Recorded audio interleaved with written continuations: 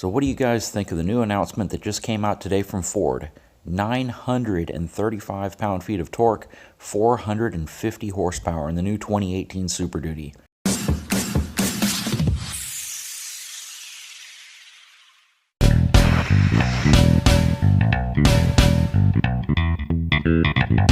What is going on, everyone? Pardon my voice, I kind of lost it today. Not really sure what happened, but it seems like it might be going away. Anyways, I have been asked time and time again a really simple to answer question, and that is, what do Ram and General Motors have to do to convince me to buy one of their trucks? Now, as I've told you in pretty much all the videos where I review their vehicles, they are both making wonderful vehicles.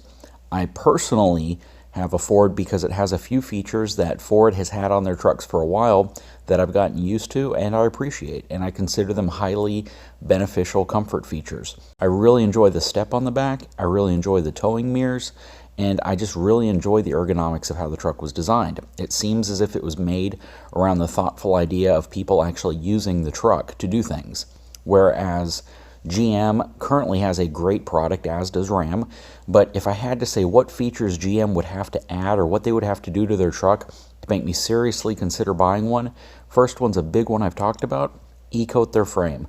Get rid of that Knox coating, get rid of the wax, put an e-coat on their frame. That would be one huge advantage. Number two, and a big one, add rear air conditioning vents. If you can get cold air on the people in the back seat, it sure makes them a lot happier, especially in South Texas where it gets really hot. So that's a big one. Number three, extend the length of the crew cab. Make it about 2 inches longer than it currently is. I have a good friend of mine with a brand new GMC Sierra pickup truck, and he can't even fit his child seat in the back because it makes contact with the front seats.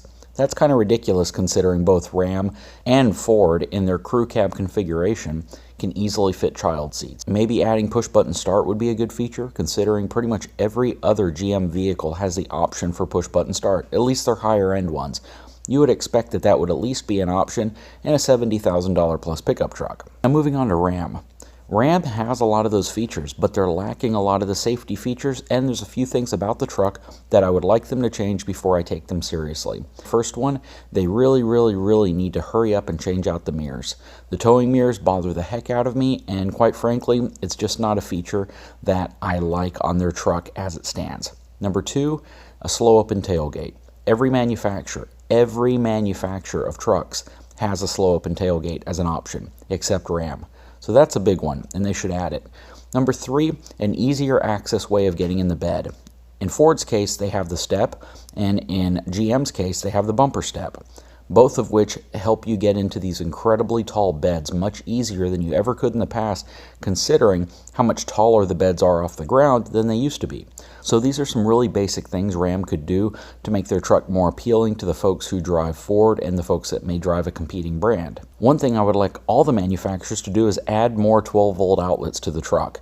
There's so many things that currently use them. There's car chargers, there's radar detectors, there are cameras, all sorts of things. I've made that point about my current 2017 Super Duty that it needs more 12-volt outlets. The crazy thing is my previous generation had several more than my current generation does. Also, it would be incredibly nice to see both the GM and Ram have a wide track front axle offering on a pickup truck, so you don't have to go to a chassis cab vehicle or a commercial vehicle to get that. Having that wide track front axle can come in incredibly handy when you're towing a fifth wheel and you're trying to maneuver it around a parking area or just any type of trailer in general. Just being able to have that increased turning radius can really help you move that vehicle around a parking lot or a campground or anywhere else you may go with it. I think all trucks should be running LED lights by now. Full LED lights, headlights, taillights, turn signals, stop lamps. All of them should be LED by now. To run incandescent bulbs in these newer trucks simply shows how some companies are behind the curve, and that's something that really needs to change. Guys, that's pretty much it. A few changes by GM, a few changes by Ram would absolutely make their trucks more appealing to me. With Ford just announcing the fact that they've increased both the power and the torque on their 2018 Super Duty, which is kind of disappointing to me because what I've read is that the increase comes with a modification in the head design on the engine, and that's kind of disappointing to me because it means that there's not going to be a simple computer flash available to upgrade my truck to the new horsepower specs. But you know what? I'm pretty satisfied considering the 925 pound-feet of torque and 440 horsepower that I have in my truck. I've never considered my truck to be underpowered, and I really believe that these horsepower torque wars that are currently going on have to hit a cap at some point, and they really need to start focusing more on perhaps on fuel economy, on longevity, and not necessarily wanting to outdo the other one by 5 horsepower, 5 pound-feet of torque, because at this point it really doesn't make much sense. Anyways, guys, I hope you can understand me okay with this voice that I have right now. If you haven't had a chance, please subscribe to my channel, give me a thumbs up, and I'll talk to you soon.